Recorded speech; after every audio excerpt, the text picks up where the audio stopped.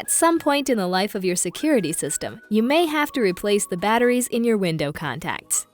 The battery life of a window contact can vary based on a number of factors, such as high traffic areas and extreme temperature environments.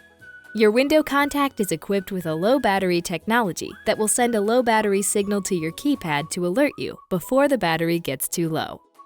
Be sure to contact us about putting your system on test before replacing your batteries. Your window contacts are made to remain closed tight, but are also simple to open when needed.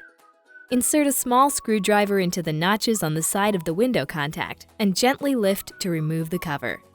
Remove the old battery and replace it with a fresh one. Be sure to insert the battery in the correct orientation.